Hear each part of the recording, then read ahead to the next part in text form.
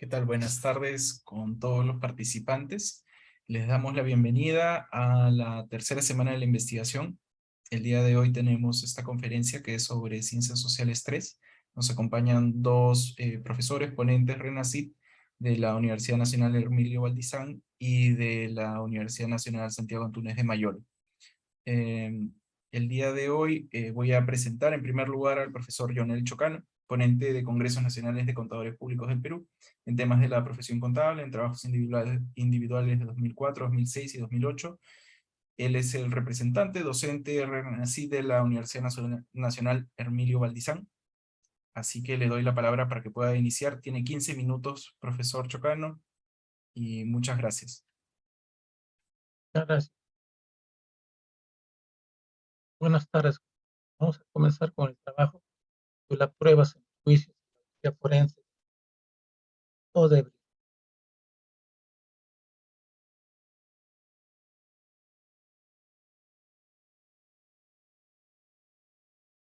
Esta investigación profundizó el estudio de las pruebas que utilizan los fiscales y jueces para investigar y sancionar a los responsables de corrupción.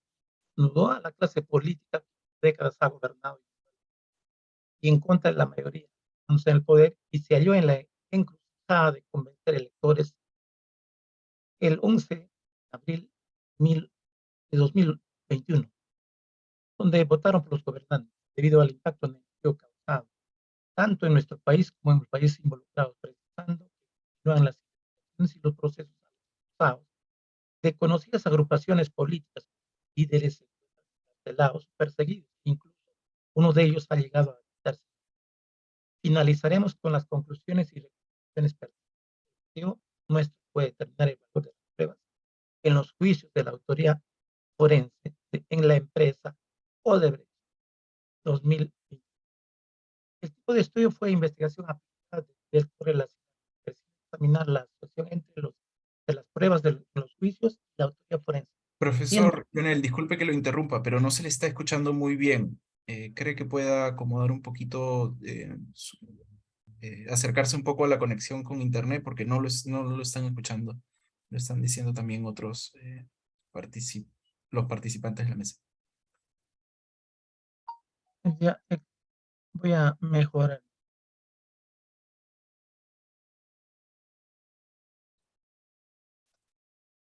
Le pedimos unos minutos de paciencia a los participantes. Eh, Entonces, seguimos. El objetivo nuestro fue determinar el valor de las pruebas en los juicios en la autoría forense de la empresa Odebrecht. El tipo de estudio fue investigación aplicada de nivel correlacional que persiguió examinar la asociación entre las pruebas en los juicios y la autoría forense, siendo esta la novedad por cuanto se tuvo que aplicar el test de novedad para saber la prueba que corresponde al caso y posteriormente usarla. Aquí fue pertinente usar el coeficiente Rhodes-Spearman, cuyo resultado fue evaluado mediante un baremo. Palabras clave: corrupción, clase política, empresa o deber. Descripción del problema. El fraude y la corrupción que ha invadido nuestro Perú ha generado la desconfianza hacia los gobernantes. Profesor, También, disculpe, pero no estamos viendo su presentación.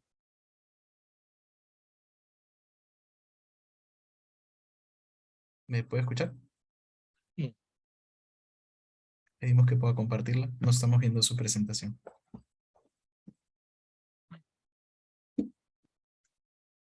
ahora, Ahora sí, se ve perfecto. Gracias, profesor. Pues solo tiene que poner ampliar el botón de ampliar para que podamos iniciar.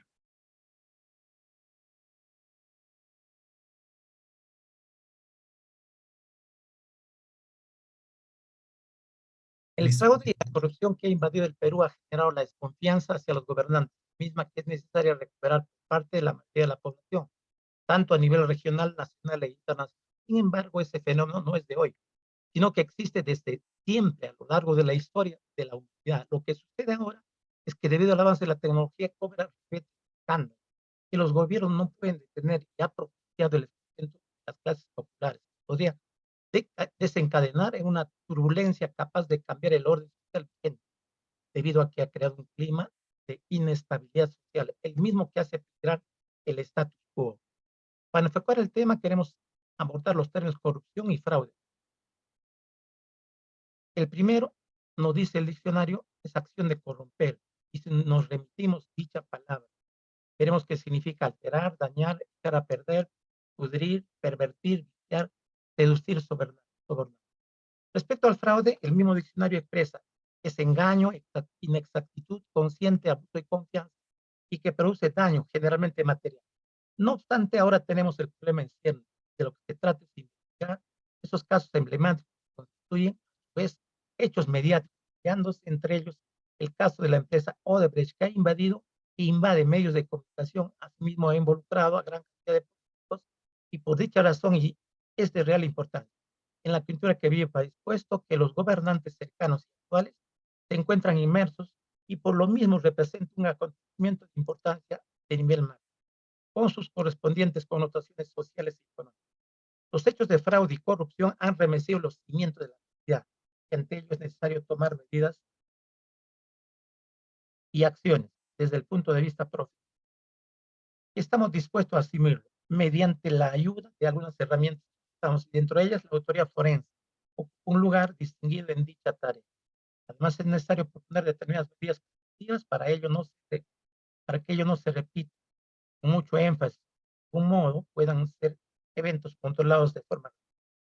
A ello debe sumarse las normas legales que sirven para regular el comportamiento de las personas cuando éstas ocupan cargos públicos, vale decir, los códigos civil y penal, con sus respectivos códigos de procedimiento. Tal es así, para las denuncias que se ventilan en los tribunales de justicia debe hacerse el código de procedimiento penal en los ilícitos cometidos por los funcionarios de los diversos, ya sea de los gobiernos locales, regionales y nacionales.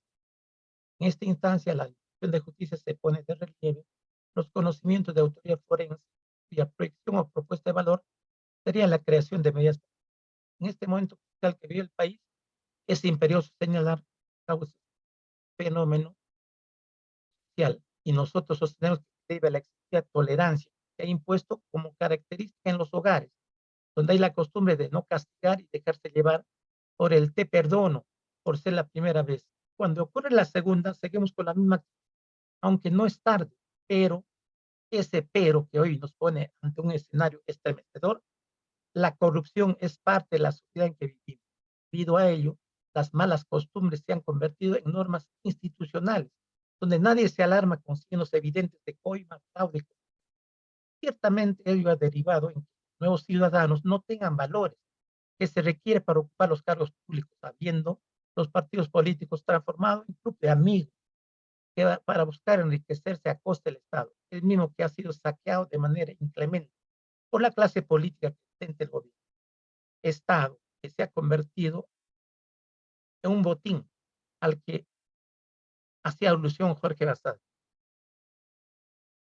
Acceden a ello con una campaña millonaria orquestada por miles de dólares provenientes del extranjero, por los cuales se hayan hipotecados en cuerpo y alma. Y es más, en la actualidad, todos los diversos partidos están debidamente representados por destacados miembros de su grupo político.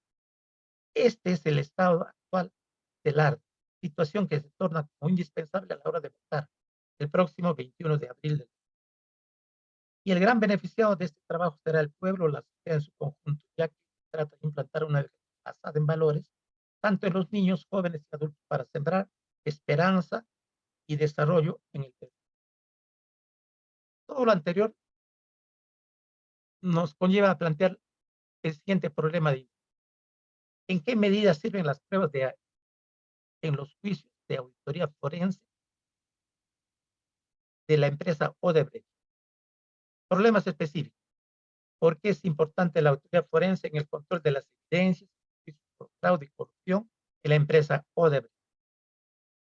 Segunda pregunta. ¿Cómo influye el manejo de las pruebas de autoridad forense en los juicios por fraude y corrupción en la empresa Odebrecht?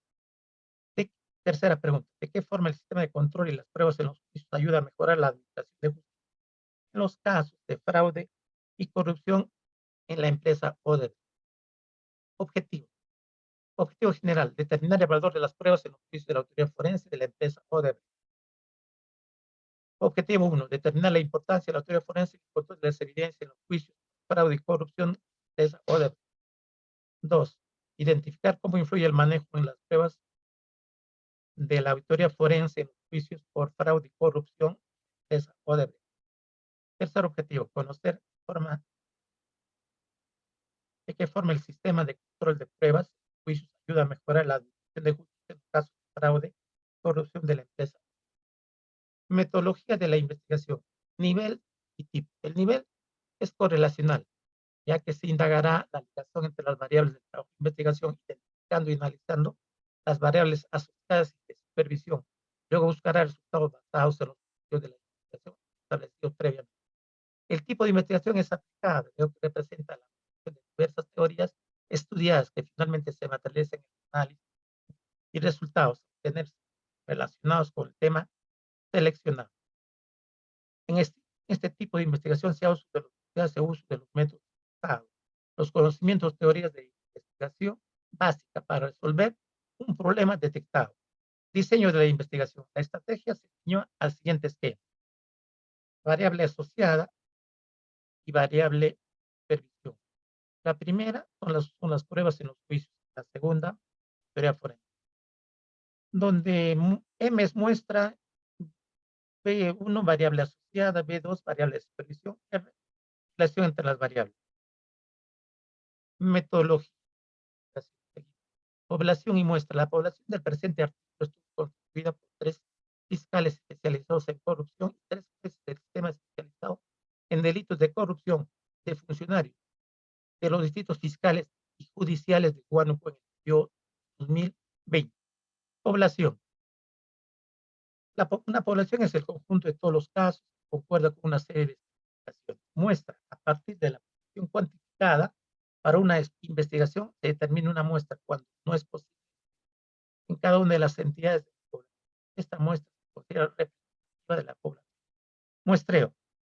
La selección de la muestra se realizó mediante el muestreo intencional, llamado también opinático, ya que quienes lo determinaron fueron los investigadores. Método. En la presente investigación se empleó el método descriptivo, el mismo que se completó con descriptivo e inductivo. Técnica. Se aplicó como técnica en la presente investigación la encuesta a los trabajadores de los distritos judiciales y fiscales. Esta técnica servirá para la recolección de datos a efectos de una conclusión. Instrumento. El instrumento fue el cuestionario que se empleó en la recolección de datos y estaba constituido por una serie de preguntas relativas a la auditoría forense en torno al caso sobre los cuales los investigadores deseaban obtener información, cuál fue aplicado de forma virtual a los trabajadores de los judiciales fiscales correspondientes. Procedimiento.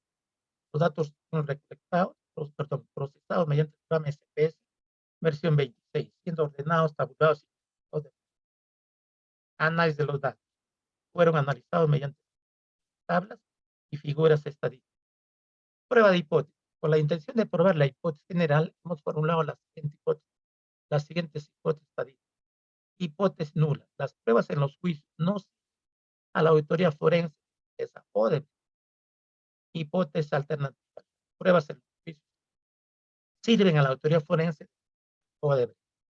Correlaciones entre las variables asociadas y de supervisión. En esta tabla distinguimos que hay una correlación de 1.000. Nuestra interpretación, debido al coeficiente Rho, es 1.00 y de acuerdo al calibrador de estimación, anexo adjunto de la correlación de estima, una correlación positiva grande. Además, el nivel de significancia es igual a 0.05, representado por 0.5 de esta tabla de significación bilateral, tanto en las pruebas en los juicios como en la teoría forense. Ello significa que se rechaza la hipótesis nula y se acepta la alterna, debido a que existe un nexo entre las variables. Antes de las conclusiones, quiero que vean este anexo adjunto que ha servido para medir, ¿no?, la correlación que hay entre la variable asociada, que es las pruebas en los juicios, y la variable de supervisión, que es la auditoría forense. Y las conclusiones son las siguientes. Hemos llegado a la siguiente conclusión. Se efectuó un estudio en los jueces y fiscales que permite con un 95% de probabilidad afirmar lo siguiente. Las pruebas en los juicios sirven a la autoría forense de la empresa Odebrecht. Los resultados obtenidos en el trabajo de campo revelan en los datos extraídos, aplicándose el coeficiente de correlación de Spearman, un índice de 1.000 en los encuestados, reflejando por tanto una correlación positiva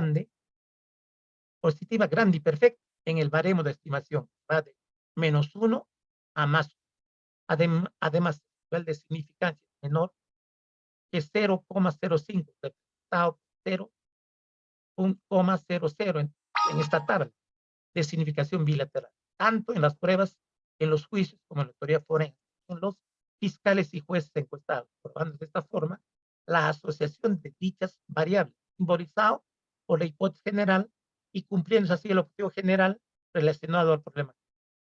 Conclusión número 2. De acuerdo a la teoría principal de la autoría forense, una elección de jueces fiscales encuestados en 2021, es por ello que con un 95% de probabilidad podemos afirmar la aplicación del control en la autoridad forense es importante en las evidencias de los juicios por fraude y corrupción de la empresa Odebrecht. Los resultados obtenidos en el trabajo de campo revelan datos extraídos del coeficiente de correlación de Spearman, un 1,00 en la escala que va de -1 a +1 en los jueces y fiscales encuestados. Por tanto, se advierte una correlación positiva, grande y perfecta, probando de esta manera la hipótesis específica número 1. La aplicación del control en la autoría forense es importante en las evidencias de los juicios por fraude y corrupción de la empresa Odebrecht, cumpliendo asimismo el objetivo 1 relacionado al problema número 1. Conclusión número 3. De acuerdo con los encuestados del año 2021, podemos decir que existe un nexo entre las subvariables, lo que conlleva a afirmar con un 95% de probabilidad la identificación del manejo de las pruebas influye en la autoría forense en los por fraude y corrupción en la empresa Odebrecht. Los resultados obtenidos en el trabajo de campo revelan que los datos extraídos a través del coeficiente de correlación de Spearman arrojó un 0,950 en la escala que va de -1,00 a +1,00 en los encuestados. Por tanto, se advierte una correlación positiva y alta, probando de esta manera la hipótesis número 2, cumpliéndose también el específico conexo al problema específico número 2. Conclusión número 4. El control ayuda en las pruebas, en los juicios a mejorar la administración de justicia en los casos de fraude y corrupción de la empresa Odebrecht, según el grupo de fiscales y jueces estados en el año 2020. Sirve para afirmar con un 95% de probabilidad el sistema de control ayuda en las pruebas, en los juicios a mejorar la administración de justicia en los casos de fraude y corrupción semejantes a Odebrecht. Los resultados obtenidos en el trabajo de campo revelan datos extraídos a través del correlación de Spearman es de 0,850 en el baremo de estimación que va de -1 a +1 en los fiscales y jueces encuestados en Wuhan. Por lo tanto, se advierte una correlación positiva alta, probándose de esta manera la hipótesis número 3, cumpliéndose del mismo modo el objetivo específico número 3 relacionado al problema específico número 2. Sugerencias. Las pruebas en los juicios sirven a la autoridad forense de la empresa Odebrecht 2020 y por lo mismo puede servir a orientar las acciones de los jueces y fiscales en casos similares de corrupción y fraude y por lo tanto generar mayor confianza en la administración de justicia. 2. La aplicación del control de autoría forense es importante en las evidencias de los juicios por fraude y corrupción de la empresa Odebrecht. Ello puede ser aprovechada por la gestión de los jueces y fiscales en beneficio de la jurisdicción de Guam. 3. La identificación del manejo de las pruebas influye en la autoridad forense en los juicios por fraude y corrupción de la empresa Odebrecht. Como caso emblemático, puede servir al desempeño de los jueces y fiscales. 4. Control. El sistema de control ayuda en las pruebas y juicios a mejorar la administración de justicia en los casos de fraude semejante a Odebrecht y servirá en el futuro a una correcta administración. Acá tenemos las referencias, son muchas, Bien, para finalizar, quiero decir que todas las pruebas han sido mediante el coeficiente de Spearman. Hay errores de Teo ha mencionado otro coeficiente que ha usado solamente el coeficiente de correlación de Spearman, que se trata de la estadística no paramétrica. Muchas gracias. Muchas gracias, profesor Chocano. Le pedimos entonces, a ver, un segundo, estamos deteniendo que ya no pueda compartir en estos momentos. La siguiente presentación es de la profesora Laura Nivin. Ella es representante de la Universidad Nacional Santiago Antúnez de Mayolo, la UNASAM. Es doctora en Educación por la Universidad Nacional Federico Villarreal, magíster en Políticas Sociales con mención en Gerencia de Proyectos y Programas Sociales por la Universidad Nacional Santiago Antúnez de Mayolo. Estudios concluidos de maestría en Planificación Educativa por la Pontificia Universidad Católica del Perú. Le damos la bienvenida a la profesora Laura Niven. Tiene 15 minutos, por favor. Sí, muy buenas tardes. Voy a compartir pantalla. Por favor, me confirman, por favor. Un minuto, por favor.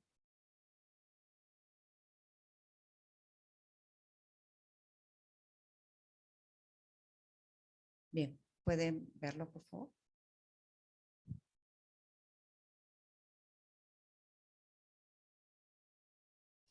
Bien, muy buenas tardes. Voy a compartir un trabajo de investigación que estamos cerrando en este proceso. La evaluación por competencias en la educación virtual en la Universidad Nacional Santiago Antúnez de Mayolo.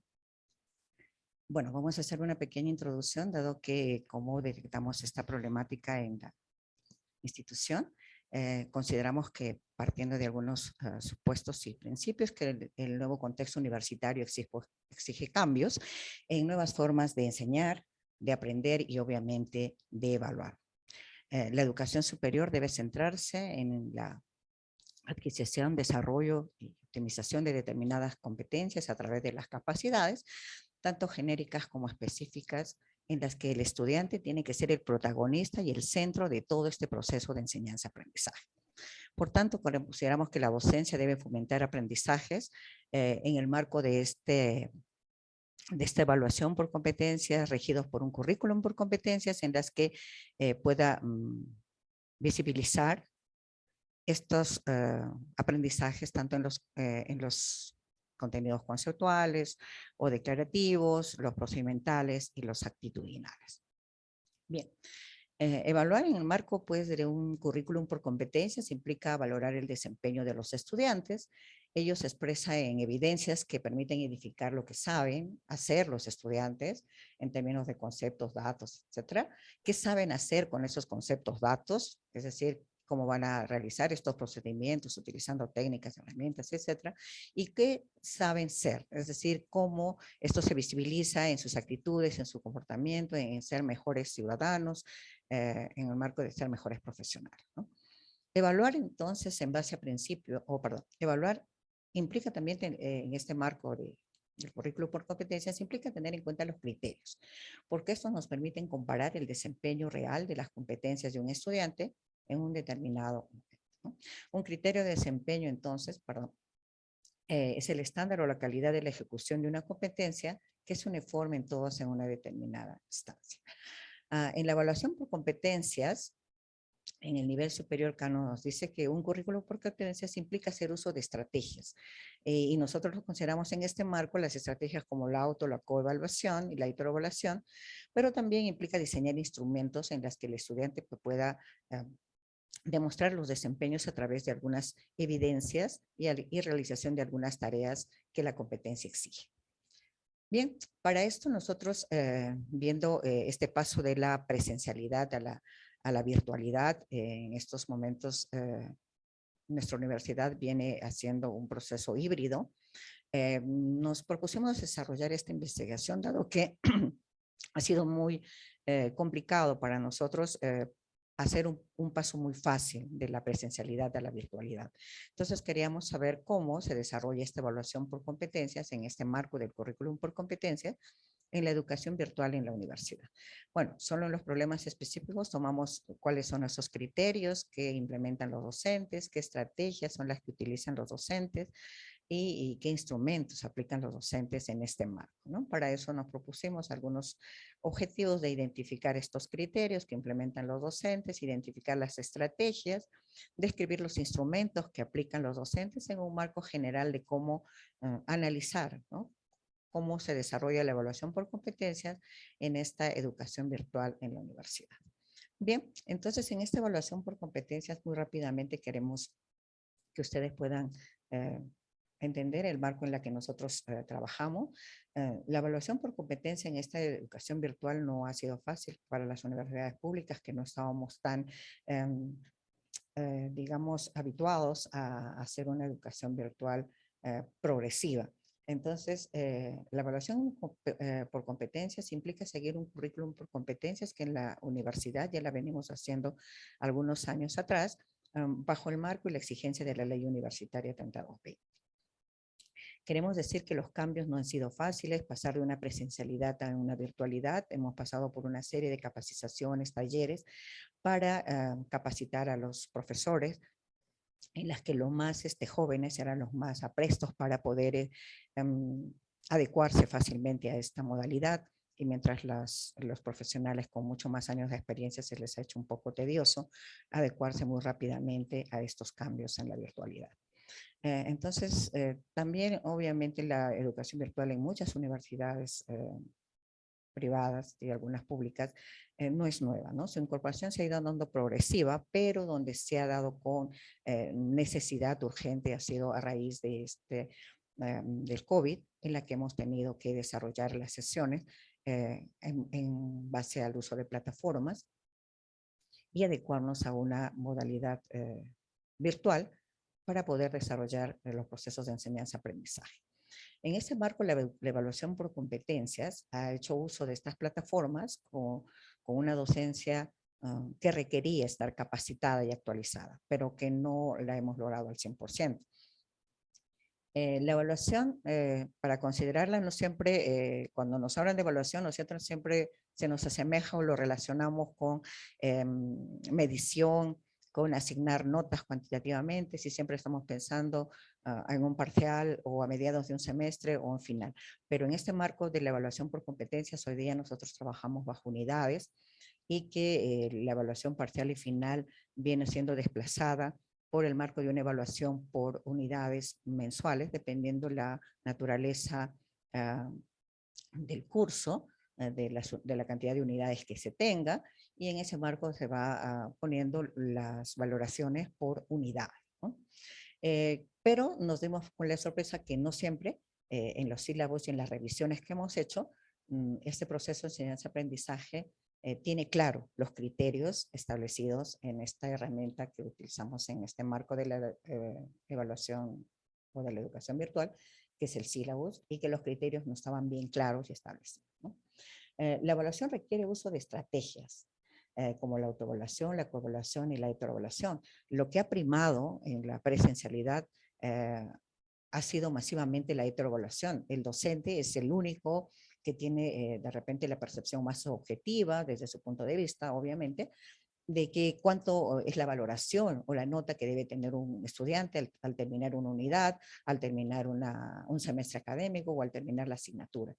Y difícilmente se usa algunas fichas de autoevaluación y coevaluación para poder visibilizar si este trabajo cooperativo, que hoy día es la exigencia de este currículum por competencia y en este marco de la evaluación por competencia, los estudiantes trabajan en un nivel de equipo, ¿no?, en la que todos tienen la misma responsabilidad para hacer frente a la realización y movilización de una serie de tareas y actividades para resolver con éxito una tarea, y no se usa estas fichas de coevaluación, ¿no?, y menos las de autoevaluación que vamos a ver en nuestros resultados. Bueno, aplicar instrumentos diversos como pruebas, rúbricas, portafolios, fichas, observaciones, etcétera, ha sido, digamos, algunas nuevas y algunas que ya eran conocidas como las pruebas tipo cuestionario, objetivas, mixtas, etcétera, pero las rúbricas y los portafolios son las que se han visibilizado con mayor exigencia en este currículum por competencias y una evaluación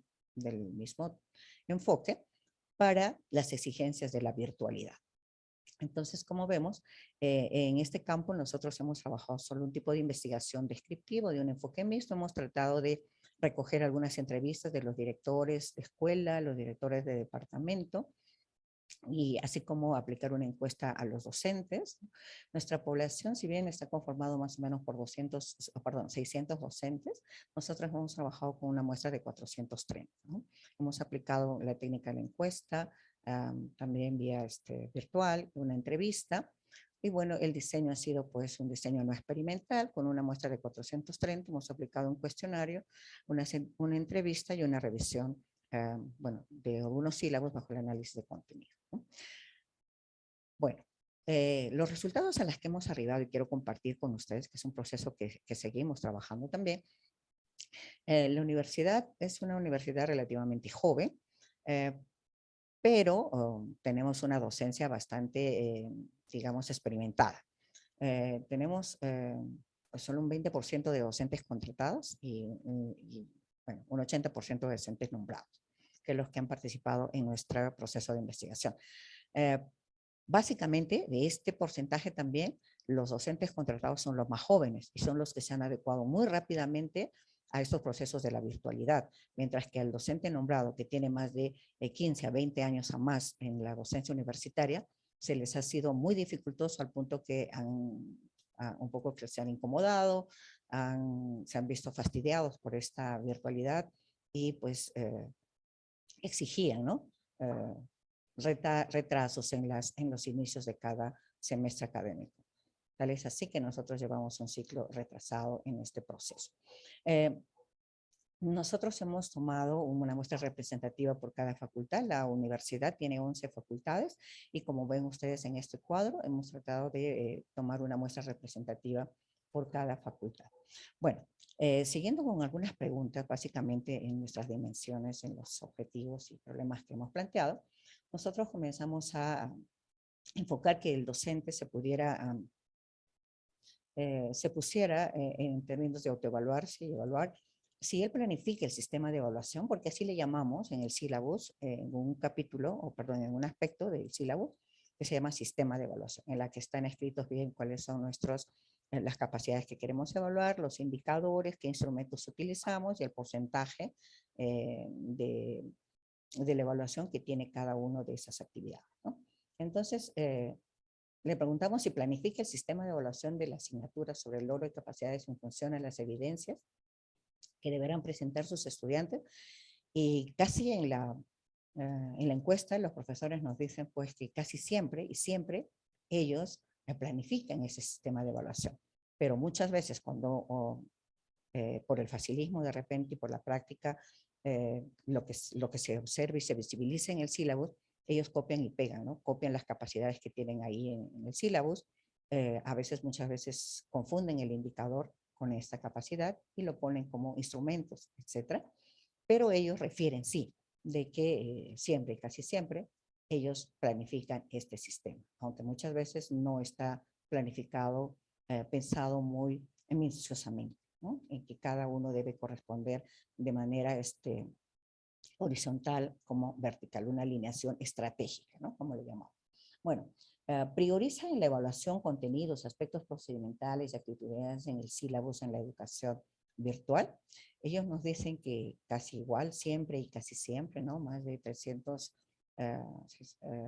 profesores nos refieren que ellos priorizan esta evaluación de contenidos, pero teniendo en cuenta aspectos procedimentales, actitudinales. Pero cuando les preguntamos en la entrevista que si ellos realizan una evaluación de las actitudes, no nos pueden referenciar, ¿no? No nos dicen que utilizamos una ficha de clase, de repente un registro anecdótico o alguna escala de valoración, etc., ¿no? Entonces, para el tipo de las encuestas, sí, ellos dicen que sí, siempre, casi siempre ellos priorizan, ¿no? El tener en cuenta la competencia como un marco tridimensional en la que evalúan integralmente tanto la parte declarativa, la parte procedimental y actitudinal, pero en la revisión de sílabos y en la entrevista no siempre pueden de repente expresarlo con claridad, que eso se da en la práctica, ¿no?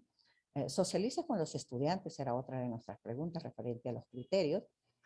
Socializa con los estudiantes los criterios de evaluación que se tendrán en cuenta en la evaluación del curso virtualizado.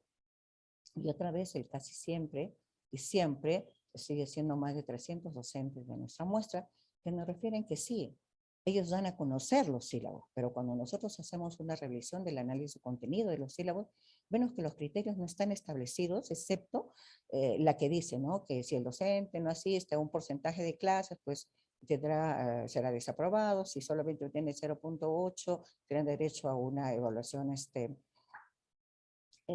sustitutoria, como nosotros le llamamos, ¿no? Que consideramos que para hacer un cambio también de esta evaluación por competencias necesitamos hacer muchos cambios en la normativa, del estatuto, del reglamento de estudios, que no se puede cambiar un enfoque al otro sin cambiar mucho de la parte normativa que tiene la universidad, ¿no? Pero los docentes nos dicen eso, ¿no? Sí, socializamos los criterios, pero cuando uno hace la revisión de los sílabos, les digo, ¿y qué criterios tienen en cuenta aquí, no? Les es difícil poder identificarlos con facilidad. Muy bien, cuando nos dicen también si programa actividades de retroalimentación, esto es lo que sí nos generó un poquito de preocupación, porque este proceso de retroalimentación, que es un proceso principal o importante dentro de esta evaluación bajo el marco del enfoque por competencias, casi los docentes muy pocas veces lo hacen, a veces lo hacen, ¿no? Aunque nos sigan refiriendo, bueno, sí, casi siempre empezamos una clase haciendo el recojo de los saberes previos y recordando la clase anterior, que siempre recordamos, no siempre después de un examen, ellos suelen decir, que no siempre cuando van a entregar un trabajo subido a la plataforma, ellos hacen las observaciones minuciosas de por qué tienen esta valoración o esta nota y no la otra, y por qué en esta pregunta el error no constituye un refuerzo para mejorar, sino siempre estamos viendo mucho más los errores que los aciertos y de repente estimular este proceso en los estudiantes, ¿no? Cuando preguntamos, ¿aplica estrategias de evaluación según el nivel de participantes de los estudiantes? O sea, ¿se aplica la autoevaluación, la coevaluación, la heteroevaluación?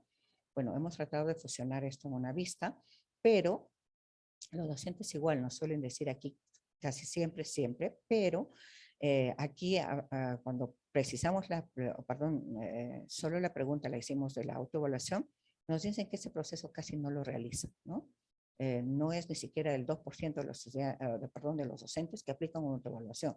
Es decir, ellos no ven la importancia de que la autorreflexión y la apreciación que tiene el estudiante en su curso sí es importante, y sí hay que considerarlo. Ellos sí consideran los procesos de coevaluación que hacen el trabajo en equipo y las evaluaciones que hacen en sus prácticas cotidianas, sus evaluaciones, los trabajos que exigen en la plataforma, pero no toman en cuenta ningún tipo de valoración o ningún tipo de ficha que llene el estudiante y que diga cuánto merece en esta unidad o en este curso, ¿no? Bien, finalizando con estas preguntas también, utiliza instrumentos como la rúbrica, por favor, que ayudan a fomentar una evaluación formativa, una evaluación por competencia en esta evaluación de aprendizaje.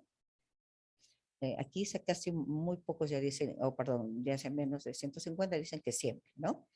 Pero cuando nosotros vamos a los sílabos y verificamos en la práctica si ellos ponen algunas rúbricas ahí en el sílabo o les ponen a los estudiantes en cada unidad, verifique la rúbrica tal para el desarrollo de esta actividad, ¿no? No se visibiliza. Entonces, lo que vemos es que generalmente a veces en las encuestas se suele responder, ¿no? Con entusiasmo, con emotividad, pero no siempre esas respuestas coinciden con las evidencias que uno encuentra en esta herramienta que le llama el sílabo y en algunas entrevistas que uno les realiza, ¿no? Entonces, en esto sí de la evaluación en línea, sí, digamos, la mayoría de los profesores ha tenido que hacerlo porque era una exigencia para subir las notas a la plataforma y tomar algún tipo de evaluación, aunque sea mínima, en este proceso, ¿no? Muchas veces los hacían oralmente, pero vía plataforma en la que la computadora se había convertido como una pizarra más, pero no en aplicar algunas herramientas que nos posibiliten hacer un proceso de evaluación mucho más amena, emotiva y atractiva para la generación millennial como las que tenemos ahora. Muy bien. Yo quiero terminar esta exposición de este trabajo que seguimos en la fase ya casi terminal, que los docentes refieren que dan a conocer los criterios, a los estudiantes, ¿no? En los sílabos, pero esto no se visualiza con claridad estos criterios para evaluar los desempeños de los estudiantes en la educación virtual. Respecto a las estrategias de evaluación que utilizan los docentes en las sesiones de aprendizaje para comprobar los logros y las capacidades en la educación virtual, principalmente son la heteroevaluación, ¿no? Seguida por la coevaluación, pero escasamente la autoevaluación. La autoevaluación es la más, digamos, olvidada. No hay la mínima participación en este proceso del estudiante, pese a ser él el centro y el principal actor de todo este proceso en el marco de estos cambios y reformas de la educación universitaria.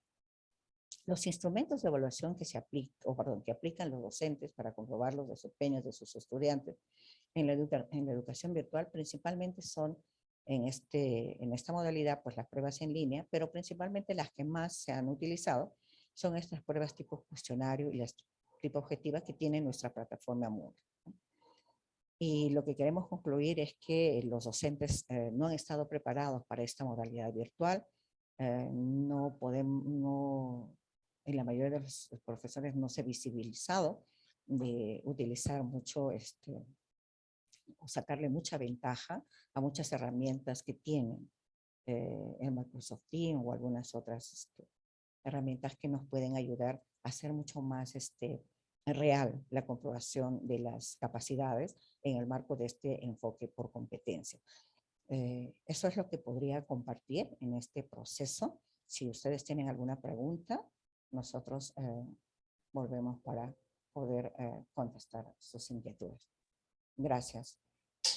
Gracias, profesora Niven. Entonces, damos un espacio. Hasta ahorita no hay ninguna pregunta específica en el chat para los ponentes, pero podemos dar un par de minutos, 2 minutos, para que puedan hacer las preguntas los participantes a través del chat, o en todo caso, también podemos aperturar el micrófono para que puedan pedir la palabra y que puedan hacer sus preguntas directamente. Entonces, haremos eso, están habilitados, pueden reactivar el audio, las personas interesadas en hacer algún comentario directo a cualquiera de los dos ponentes que hemos tenido el día de hoy.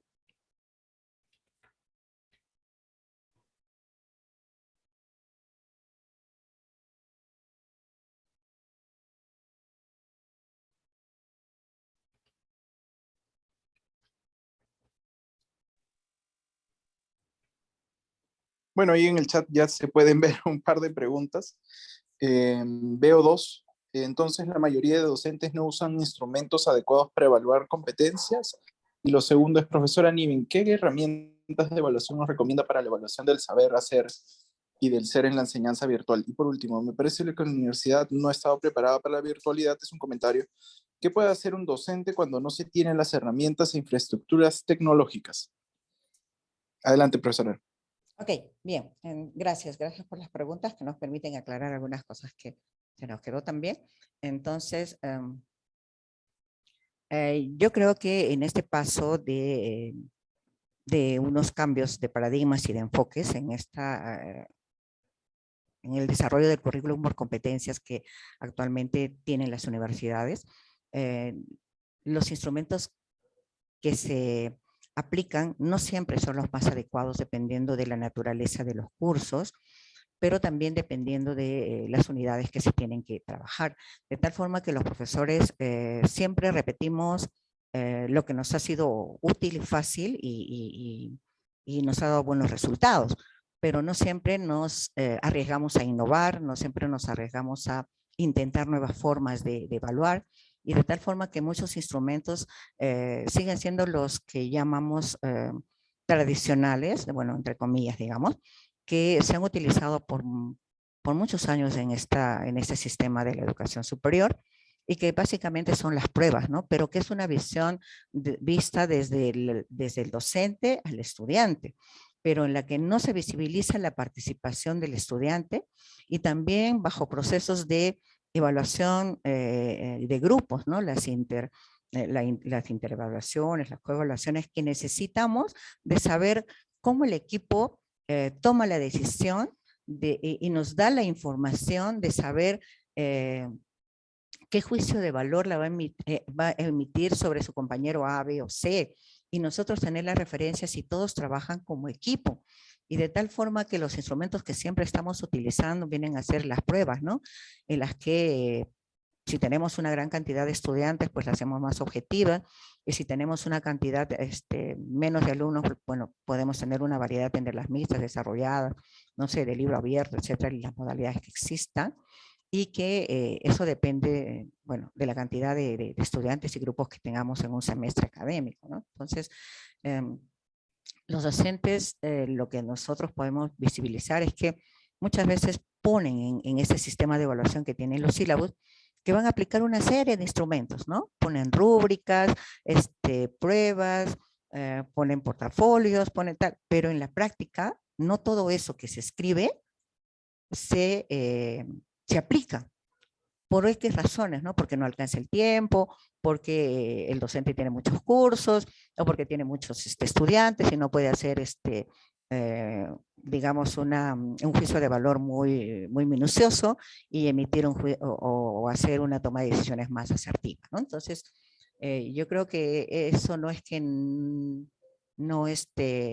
usen los instrumentos adecuados, sino que no los consideran por varias razones, ¿no? Por tiempo, por estudiantes y porque también no están capacitados para este proceso. Muchos de los docentes que enseñan en el sistema universitario, tenemos que decirlo, no tienen los cursos de pedagogía. Son muchos profesionales que insertan al mundo académico universitario, pero que no tienen la preparación pedagógica. Y si bien por algunas exigencias de este sistema se están capacitando, están haciendo algunos diplomados, algunas maestrías en educación, no siempre es la totalidad de estos docentes que prefieren seguir haciendo con aquellas prácticas que les ha dado resultado hasta ahora, pero que muy pocos suelen arriesgar e innovar, ¿no? Bueno, la otra pregunta era qué herramientas de evaluación nos recomienda para evaluación del saber hacer y del ser. Bueno, esto sí es una pregunta súper, en verdad, importante, porque generalmente estamos muy de repente adecuados perdón, muy experimentados para evaluar básicamente los contenidos declarativos, factuales, de hechos, sucesos, acontecimientos, etcétera, ¿no? Que básicamente son muchos de ellos algunos memorísticos, pocos aplicativos o analíticos, de propuestas, innovación, etcétera. Pero para evaluar la parte procedimental, obviamente no son las pruebas, ¿no? Entonces, por ejemplo, algunos últimos investigadores en evaluación dicen que ya próxima desaparecerán las pruebas de lápiz y papel, si es que volvemos a la presencialidad, ¿no? Que hay otras formas de evaluar en las que el estudiante muestra sus desempeños exponiendo, presentando una propuesta, presentando una maqueta, presentando un trabajo en base a la teoría que ya conoce, cómo la aplica en la práctica. Entonces, principalmente en base a que ellos puedan demostrar con evidencias, con algunos materiales, recursos, lo que saben hacer con esa teoría. Pero para la parte actitudinal, ¿cómo? Esta triología de los contenidos que engloban una competencia o una capacidad que queremos evaluar, pues cómo evaluar la parte actitudinal, que básicamente muchos ahora de los autores refieren que es lo más importante, ¿no? Cómo tener un profesional más ético, un ciudadano más responsable, tener un profesional digamos, integral en términos de que es un gran profesional, uno del quinto, tercio superior, pero que uno es un buen ciudadano, un buen profesional, que sabe ser persona, sabe ser solidario, etcétera, etcétera. Entonces, para esto nos falta, sí, la capacitación de poder aplicar al término de cada unidad, al término de cada semestre, una ficha, ¿no? de autoevaluación, sí, pero también una ficha de actitudes, ¿no? En las que siempre los registros anecdóticos son importantes, ¿no? Unas fichas de actitudes que sí necesitan un poquito de capacitación seguramente, pero también de práctica, ¿no? Entonces, sí se puede hacer con 4 o 3 indicadores o criterios, pero que sí nos permiten tener algún indicio de poder evaluar la parte actitudinal, ¿no? Y respecto que la universidad no ha estado preparada para la utilidad, ¿qué se puede hacer? Un docente cuando no se tiene las herramientas e infraestructuras tecnológicas.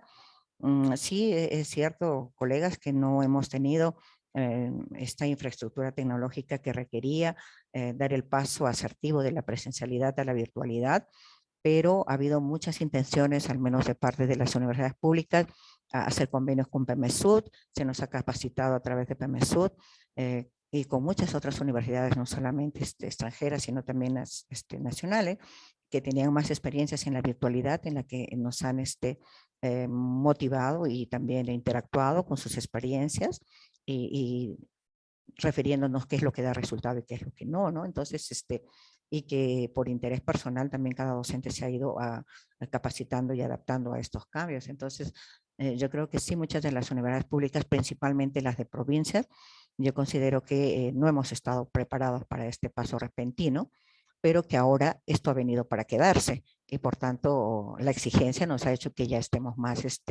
eh, bueno, preparados, capacitados para ahora sí hacer frente a una educación híbrida, ¿no? Que es las exigencias de estos tiempos.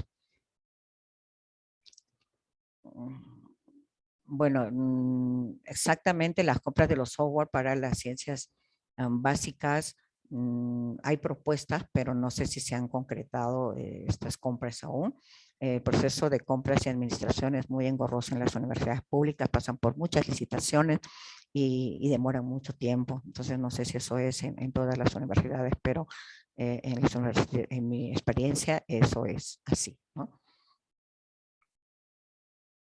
Bueno, en mi experiencia y en algunos que vienen trabajando esta coevaluación, es muy práctico hacer estas fichas de coevaluación en que los grupos no sean mucho más de 4 estudiantes, ¿no?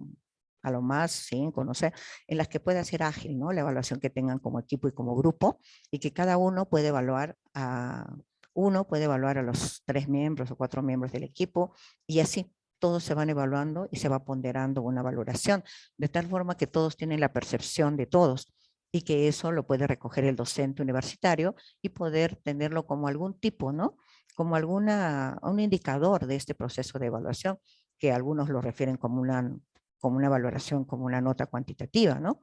Y algunos, bueno, les permite simplemente ponderarlo en algún otro rubro de evaluación que tenga, pero sí es importante considerarlo.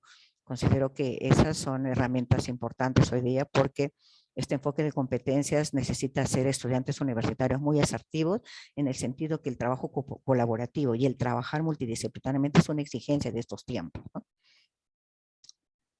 Bueno, no sé si hay otra pregunta. Bueno, no es mi trabajo correlacional específicamente, es un trabajo descriptivo de un enfoque mixto. Nosotros aplicamos una encuesta virtual. Hemos hecho unas entrevistas y también hemos hecho un análisis de contenido de los sílabos, que son las herramientas básicas que se utilizó específicamente por una modalidad virtual con clases síncronas, asíncronas y bueno, los aspectos específicos de ello, ¿no? No fue, de repente no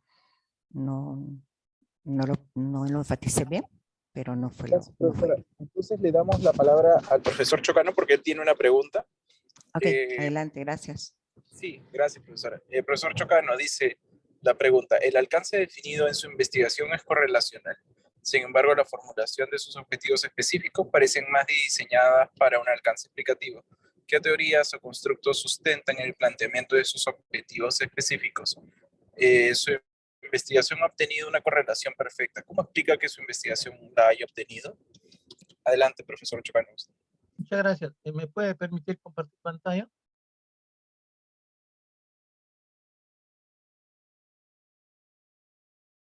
¿Puedo compartir pantalla? Es para responder eso. Sí, profesora Nivi, ¿puede dejar de compartir pantalla, por favor? Perfecto. Ya, un minutito.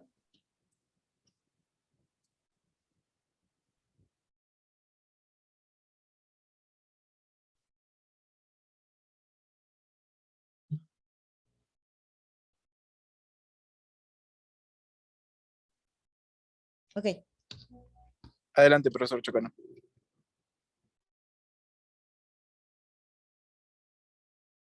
Agradeciendo, ¿no?, a Jorge Alberto que está preguntando. Yo quiero decirle, ¿no? De nosotros, ciencias empresariales, estamos manejando unas ideas encaminadas a ello. De repente no tiene tacto, no tema. En eso tengo ventaja. He venido usando en este trabajo. He usado criterios AP, redacción AP. Ustedes habrán visto que yo no estoy hablando, sino de hablas y figuras. Ese es el lenguaje APA. Por otra parte, cuando me preguntan mi diseño es correlacional, Profesor, disculpe que lo interrumpa, no se le puede escuchar muy bien. Le pedimos entonces, sino que apague su video para que se escuche, para que tenga mayor fuerza la señal, para que pueda ser más fácil, quizás. Eso ayudaría. me ayuda. Entonces le decía de que el diseño es no experimental, no, el nivel es correlacional. Entonces, las palabras, por ejemplo, acá yo le he arreglado. Esto ha sido planteado en el 2020. Entonces, yo he diseñado unas matrices de consistencia especiales, ¿no? Para trabajos correlacionales y para trabajos activos. Y he usado una literatura aquí antigua, que es explicativa, es causal, ¿cierto? Acá, por ejemplo, lo he arreglado, donde, como le estoy diciendo, esto viene de donde ya lo he mejorado, realmente. Entonces, los verbos, la forma de preguntar, tiene que ser, ¿qué? Ligazón, nexo, asociación entre las variables. Eso es lo que estoy buscando. Yo no estoy buscando causalidad, ¿no? El viejo concepto de variable independiente, independiente. No uso eso. Eso no es apropiado por el tema. Ahora me dice, ¿por qué ha alcanzado la perfección? No siempre alcanzó perfección. A veces yo tengo una variable que tiene 850. Una sí resultó perfecta. Una resultó perfecta. Ahora, de repente me puede acusar usted de sesgo. He ordenado es decir, tengo seis encuestados y he ordenado su respuesta de mayor a menor, pero no las he cambiado, no he manipulado. Pueda que alguien me diga sesgo, no pueda, pero no he cambiado. Por eso es de que encuentra perfecto alguna. Una de las cuatro, una está perfecta. Otro tiene 9.50, yo tiene 8 y tanto. Entonces, yo le doy la razón en eso. Estoy expuesto a que me digan que hay sesgo. Le aceptaría si me dice que es, ¿no? Entonces, he planteado, miren, en la autoría forense lo he dividido en dimensiones. También las pruebas en los juicios. Y esas las he hecho vincular, ¿no? Primero entre las variables, pruebas, con la autoría forense, después cada dimensión, ¿no? A cada dimensión que representan ya los problemas específicos. Los he vinculado así. He buscado y aplicado la correlación de Spearman. ¿Por qué he aplicado correlación de Spearman? Porque no llega a 0,05. No le he hecho la prueba de normalidad o el test de normalidad. Entonces he ubicado entre la estadística no paramétrica. Ahora, la no paramétrica tiene menos valor científico, cierto, pero no me quedaba otra cosa. A veces, algunos trabajos que no es esto, me salen con correlación paramétrica. Entonces aplico la correlación de Pearson, que es más precisa. Yo le agradezco, Jorge Alberto, nuevamente por su pregunta. Quisiera, ¿no? Y hay otras preguntas más de los amigos del ambiente empresarial, ¿no? Porque este es un tema emblemático que a veces no suscita la curiosidad de las personas. Porque vemos corrupción por todos los lados. Corrupto es el alcalde, corrupto es el gobernador regional, corrupto es el presidente, corrupto es el congresista y no nos conmueve. Ya estamos acostumbrados. Pero dejemos de lado, tendremos valores, esperanza en este país. Vemos que ese señor se puso un sombrero y llegó a la presidencia, ¿no?